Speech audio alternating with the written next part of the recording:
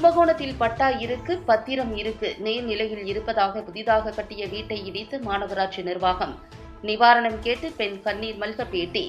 தஞ்சாவூர் மாவட்டம் கும்பகோணத்தில் உள்ள மேலக்காவேரி KMS நகரில் வசித்து வருபவர் ஆஷா பரீக். இவர் டவுன் சர்வேயன் 2068 என்ற மனைப்பிரிவில் அவர் பெயரில் மனை இடமும் வாங்கியுள்ளார். அதற்கான பத்திரம் மற்றும் பட்டா அவரது பெயரில் பத்திரப்பதிவு துறையால் மாற்றப்பட்டுள்ளது. மேலும் அவர் தனியார் வங்கியில் கடன் வாங்கி புதுப்பித்து வீடு கட்டியுள்ளார். இந்நிலையில் மாநகராட்சி நிர்வாகம் நீர்நிலைகளில் உள்ள ஆக்கிரமிப்பு வீடுகளை அகற்றும் பணியில் ஈடுபட்டனர்.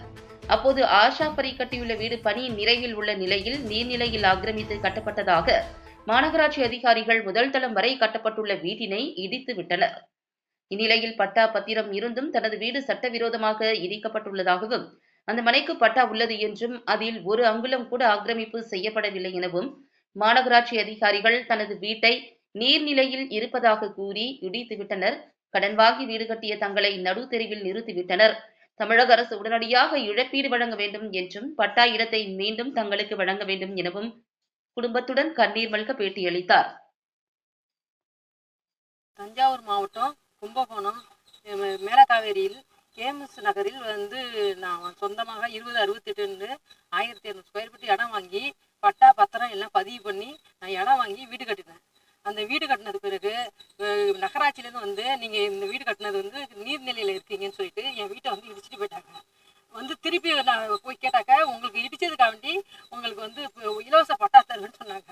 கடைசியில் இலவச பட்டான்னு போய் கேட்டாக்க இலவச பட்டாவும் கிடையாது, உங்களுக்கு இந்த இடிச்சதுக்கான இடமும் கிடையாதுன்னு சொல்லிட்டாங்க. இந்த தமிழக அரசு எங்களுக்கு சொல்லிட்டு இந்த வீடை கட்டுறதுக்கு நான் எங்கள் பிள்ளைங்க 3 பேருமே கஷ்டப்பட்டு நாங்கள் எங்கள் சொந்த உழைப்பை போட்டு இந்த வீடை கட்டிட்டு சொன்னாங்க. இந்த தமிழக அரசு எங்களுக்காண்டி தலையிட்டு எங்களுக்கு இந்த இலவச பட்டா இல்லை வீடு எங்களுக்கு கட்டித்தரும்படி மிக தாழ்வு கேட்டுக்கொள்கிறேன்.